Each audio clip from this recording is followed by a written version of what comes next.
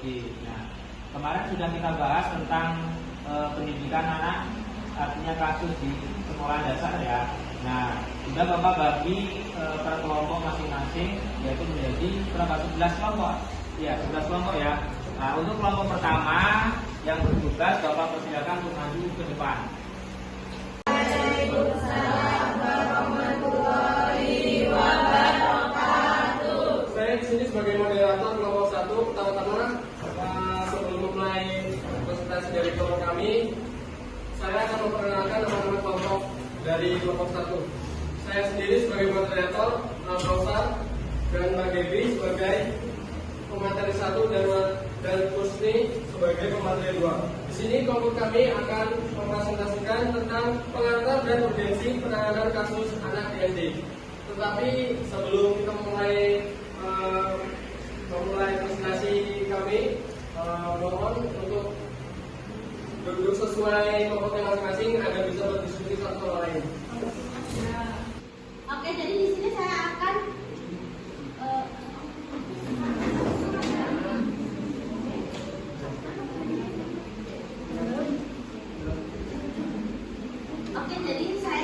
menjelaskan tentang pengertian urgensi. Ada yang tahu apa itu urgensi? Urgensi adalah keadaan atau situasi yang memerlukan perhatian segera dan tindakan yang cepat karena memiliki dampak yang signifikan atau konsekuensi yang serius jika tidak ditangani dengan tepat. Penanganan kasus anak di SD memiliki urgensi yang tinggi untuk meningkatkan kesejahteraan anak.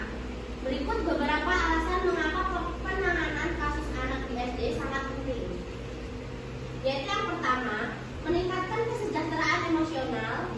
Penanganan kasus anak di SD dapat membantu meningkatkan kesejahteraan emosional anak dengan memberikan dukungan dan bantuan yang tepat.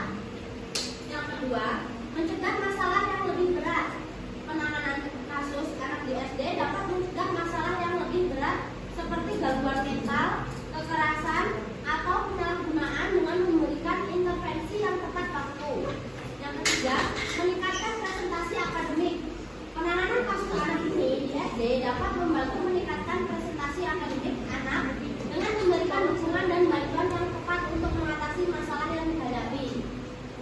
Yang keempat, membangun kepercayaan dan hubungan yang sehat. Penanganan kasus anak di SD dapat membantu membangun kepercayaan dan hubungan yang sehat antara anak, guru, orang tua, dan dapat meningkatkan kesejahteraan anak.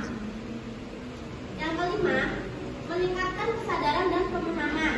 Penanganan kasus anak di SD dapat meningkatkan kesadaran dan pemahaman tentang pentingnya kesejahteraan anak dan bagaimana cara meningkatkannya. Yang keenam, mencegah dampak-dampak panjang. Penanganan kasus anak di SD dapat mencegah dampak jangka panjang yang negatif pada kesejahteraan anak, seperti gangguan mental, masalah perilaku, atau kesulitan dalam hubungan sosial. Ciri-ciri urgensi. Apa sih ciri-cirinya? Yaitu yang pertama, kebutuhan akan tindakan segera, situasi yang memerlukan tindakan cepat dan tepat untuk mencegah dampak negatif. Yang kedua, dampak yang signifikan. Situasi yang memiliki dampak yang signifikan pada kesejahteraan anak, baik secara fisik, emosional, maupun psikologis. Yang ketiga, konsekuensi yang serius. Situasi yang dapat memiliki konsekuensi, yaitu yang pertama, kurangnya sumber daya. Yang kedua, keterbatasan teknologi. Yang ketiga, keterbatasan pengetahuan dan keterampilan guru. Yang keempat, stigma dan diskriminasi. Yang kelima, kurangnya dukungan dari orang tua. Dan enam, kurangnya koordinasi antara pihak. Yang ketujuh, masalah keamanan dan keselamatan. Yang kedelapan, keterbatasan akses pelayanan. Strategi Untuk meningkatkan penanganan kasus anak seperti kebijakan anti-bullying dan kebijakan perlindungan anak SD. Yang pertama, pelatihan guru dan staf sekolah, memberikan pelatihan kepada guru dan staf sekolah tentang cara menangani kasus anak, termasuk identifikasi masalah, intervensi dan rujukan pelayanan yang tepat. Yang kedua, kerjasama dengan orang tua, membangun kerjasama yang erat dengan orang tua untuk memantau dan menangani kasus anak, serta memberikan dukungan yang tepat. Yang ketiga, mengembangkan sistem rujukan. Mengembangkan sistem rujukan yang efektif untuk menangani kasus anak, termasuk rujukan pelayanan kesehatan mental, konseling, atau bantuan hukum. Yang keempat, meningkatkan akses ke layanan. Meningkatkan akses layanan yang tepat seperti layanan kesehatan mental, konseling, atau bantuan hukum untuk menangani kasus anak.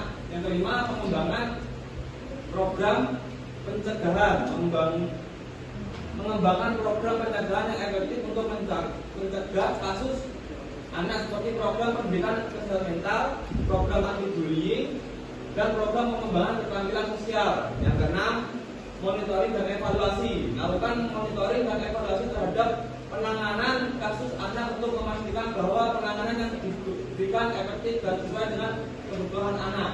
Yang ketujuh, pengembangan tim penanganan kasus. Mengembangkan tim penanganan kasus yang terdiri dari guru, staf sekolah, dan profesional lainnya untuk menangani kasus anak secara komprehensif. Yang kedelapan, penggunaan teknologi. Menggunakan teknologi untuk meningkatkan penanganan kasus anak seperti penggunaan aplikasi untuk memantau dan menangani kasus anak. Yang sembilan, mengembangkan kebijakan sekolah. Mengembangkan kebijakan.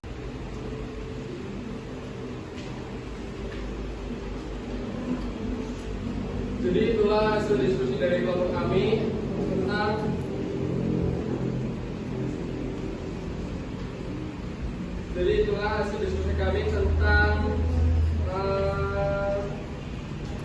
pengamatan dan urgensi penanganan kasus anak di SD. Kami di sini membuka di satu termin 3 pertanyaan. Kalau ada yang belum paham, boleh ditanya dari kelompok mana? Namanya siapa? Boleh disebutin?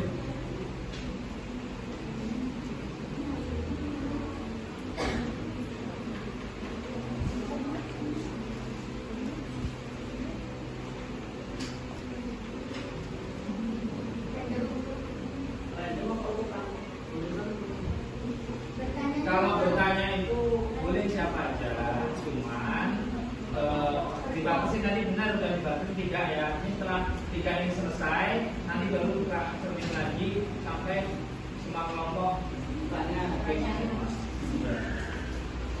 Dan mungkin nanti yang ambil gambar itu boleh dekat waktu yang ini perkenalkan nama dari kelompok.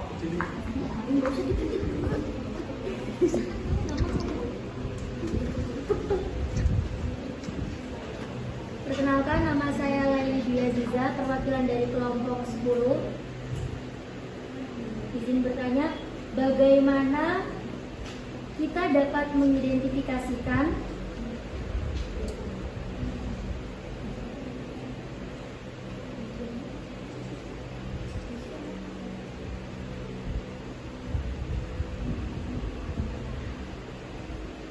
dampak signifikan pada kesejahteraan anak? Sekian, terima kasih.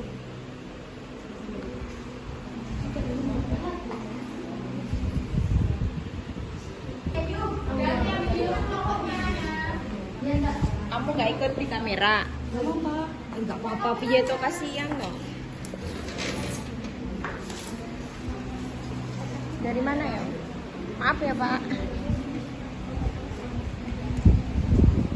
Piye angel loh. Sek to. Satu. Dah. Perkenalkan, saya Luluk Reswatul Halim, perwakilan dari kelompok 2. Pertanyaannya adalah, apa tantangan terbesar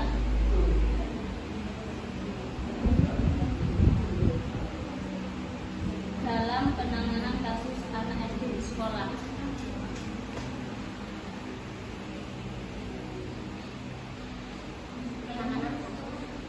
Anak SD di sekolah.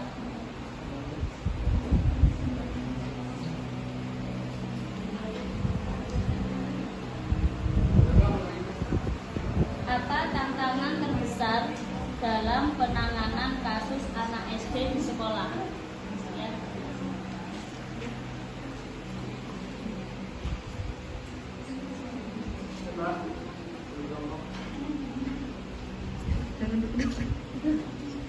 Perkenalkan, saya Siti Junaida, perwakilan dari kelompok 12.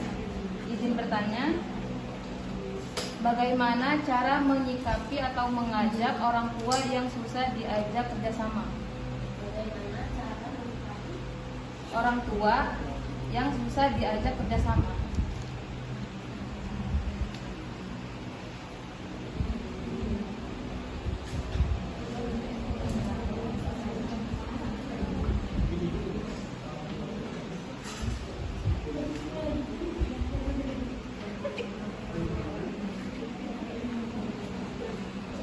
Ini apa yang macam bisik ini enggak sih? Ini bisik kan? Dicegah. Menjawab pertanyaan dari kelompok 10, Mbak Laili Biaza. Pertanyaannya adalah bagaimana kita dapat mengidentifikasi dampak signifikan pada kesejahteraan anak. Ya.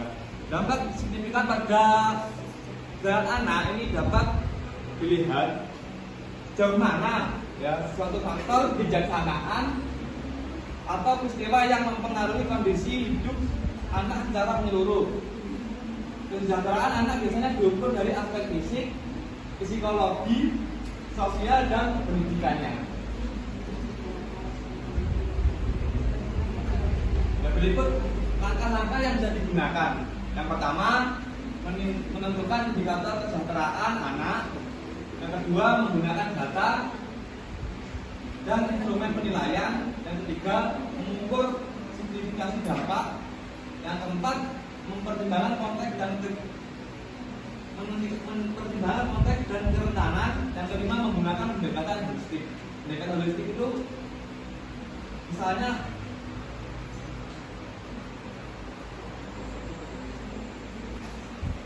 pendekatan holistik tidak hanya pada satu aspek, misalnya ekonomi saja, tapi melihat keterkaitan antara aspek, contohnya kekurangan gizi fisik bisa mempengaruhi prestasi belajar, pendidikan, dan kepercayaan diri psikologi. Menanggapi atas jawabannya mungkin terlalu panjang sekali. Ya. Bisa dipersempit lagi untuk bagaimana kita dapat mengidentifikasikan dampak yang signifikan pada kesejahteraan anak. Ketika diri kita itu menghadapinya, itu gimana caranya?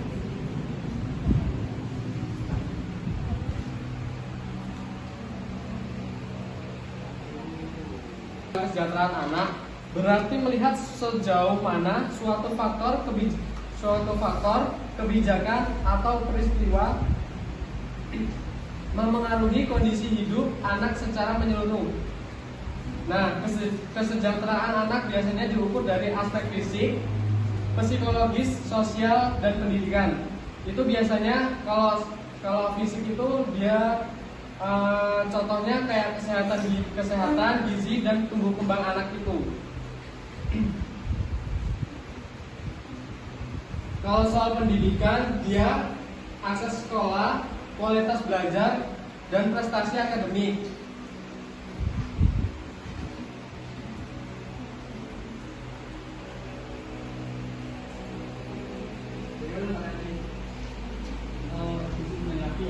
Ini kan pertanyaannya bagaimana kita dapat mengidentifikasikan dampak signifikan dari kesejahteraan anak. Maksud dari kelompok kami itu kita sebagai guru, misalnya kita seorang guru. Nah, itu kan tadi kalau dari jawaban dari kelompok pemateri itu lebih ke orang tua dan karena melihat dari perkembangan anak, gizi dan lain sebagainya. Kan itu berarti pasti fokusnya ke orang tua masing-masing. Ya, karena kalau guru kan nggak 24/7 bisa mengawasi atau mengamati anak tersebut gitu. Jadi kami minta jawabannya bagaimana kita sebagai guru dapat mengimplementasikan dampak signifikan dari kesejahteraan anak tersebut gitu.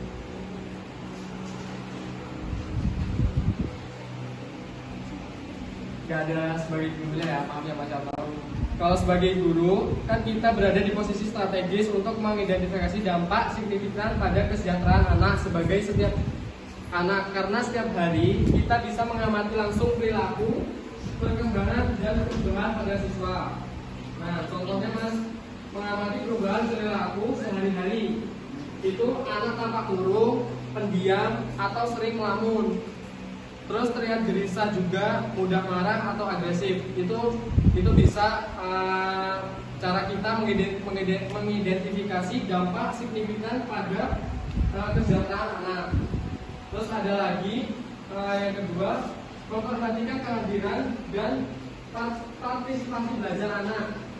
Itu dia bisa dinilai kayak kita bisa mengidentifikasi sering absen atau tidak masuk sekolahnya, itu bisa diidentifikasi sebagai guru. Terus turunnya motivasi belajar dan prestasi akademik menurun jauh, seperti itu Mas Yato.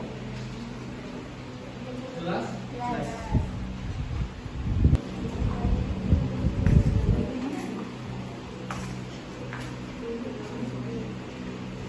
Saya akan menjawab pertanyaan dari Mbak Lulu kelompok 2. Pertanyaannya adalah apa tantangan terbesar dalam penanganan kasus anak SD di sekolah?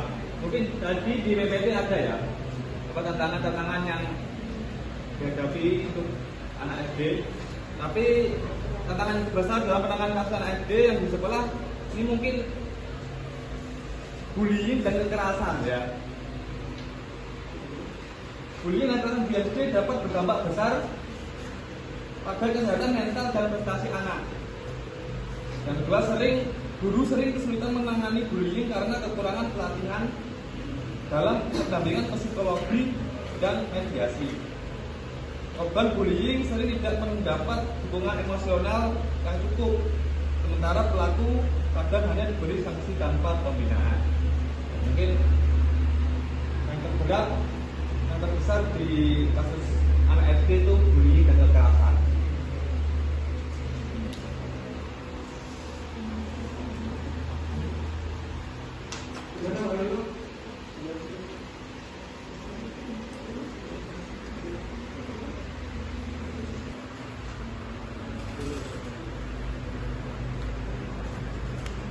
Oke, jadi di sini saya akan menjawab pertanyaan dari Mbak Siti Junaida. Bagaimana cara menyikapi orang tua yang susah diajak kerjasama? Mungkin ini situasi yang sering dialami sama guru ya Mbak ya.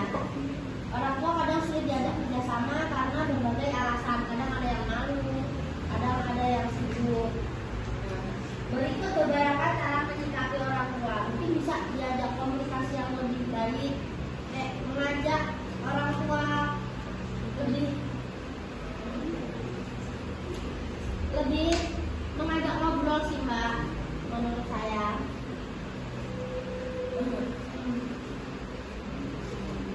Yang kedua, pilih waktu dan cara yang tepat. Yang ketiga, menunjukkan bukti konkret. Apa sih yang dinamakan bukti konkret?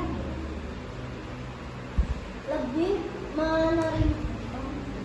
mengajak orang tua lebih mudah menerima jika ada data nyata, bukan sekedar opini. Jadi kayak bukan katanya, jadi nyata gitu Mbak. Yang keempat, mendengarkan perspektif orang tua. Contohnya kayak tunjukkan sikap menghargai walau beda pendapat gitu Mbak. Yang kelima, mungkin lebih fokus pada solusi, bukan masalah. Yang keenam, melibatkan pihak ketiga jika perlu. Lebih mengajak ngobrol sih Mbak. Nah, kalau cara itu udah dilakuin semua, tapi orang tuanya masih kayak gitu aja, itu kayak gimana kitanya harusnya?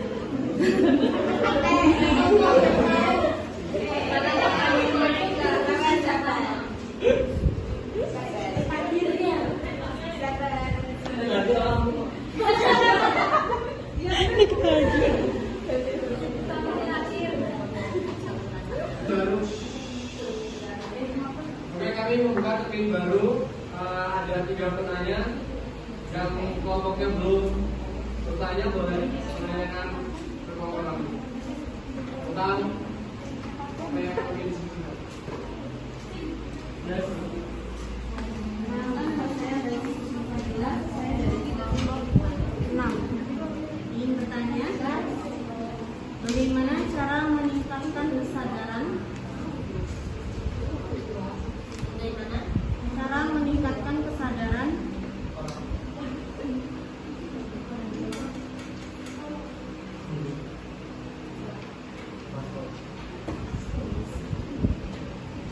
kesiapsiagaan pendidik,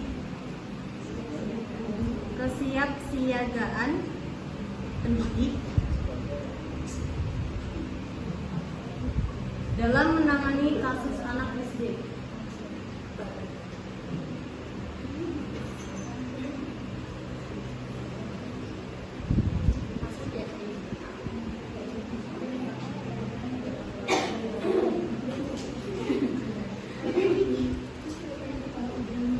Pertanyaan kedua.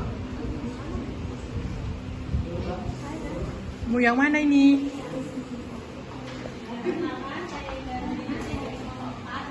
Tadi kan Mbak Kiki tanya bagaimana cara menyikapi orang tua yang susah diajak kerjasama anak. Jadi pertanyaan kita, kenapa orang tua penting diajak kerjasama dalam menangani masalah anak di sekolah?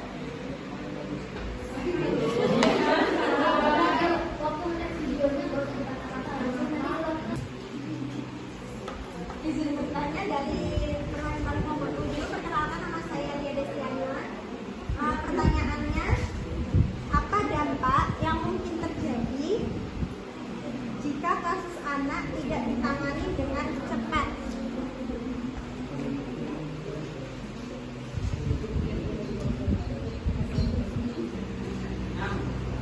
Kelompok 6. Pertanyaannya, bagaimana cara meningkatkan kesadaran dan kesiapsiagaan pendidik dalam menangani kasus anak di SD? Kesadaran dan kesiapsiagaan guru di SD dalam menangani kasus anak memang krusial, karena guru adalah orang terdekat kedua setelah keluarga. Nah, ini ada beberapa cara untuk meningkatkannya.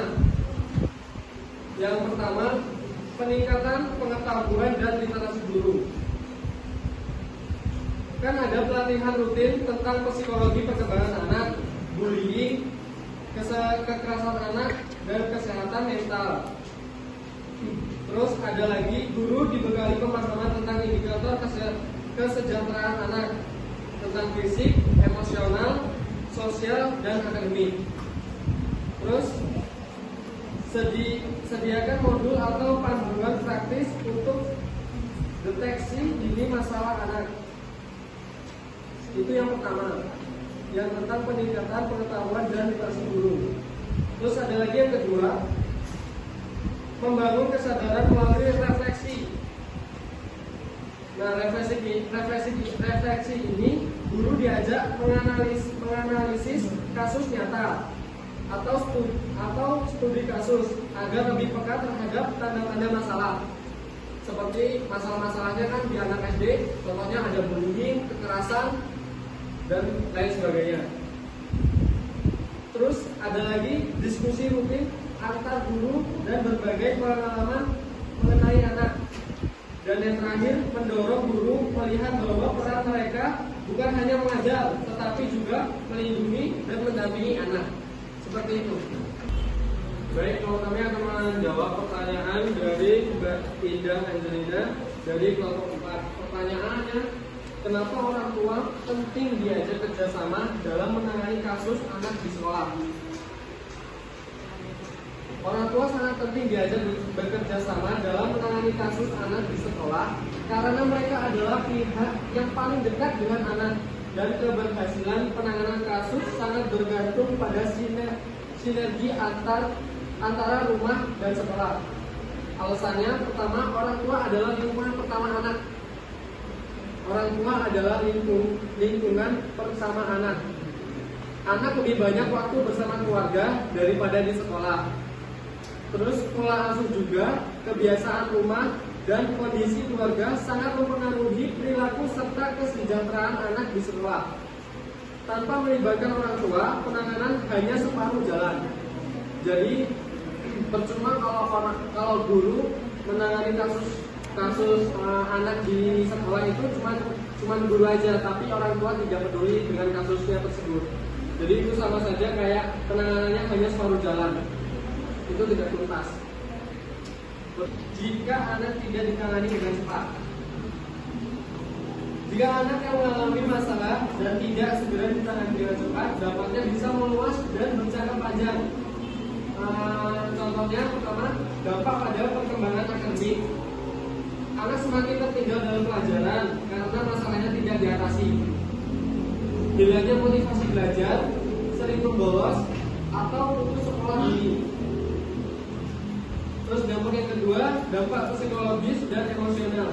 Masalah kecil bisa berkembang jadi stres, cemas, atau depresi. Anak bisa merasa tidak berharga, tidak diperhatikan, atau kehilangan kepercayaan pada orang dewasa. Resiko munculnya perilaku menyakiti diri atau melampiaskan emosi ke orang lain. Intinya penanganan cepat adalah pencegahan. Semakin dini masalah ditangani, semakin besar kemungkinan anak pulih, perkembangan sehat, dan memiliki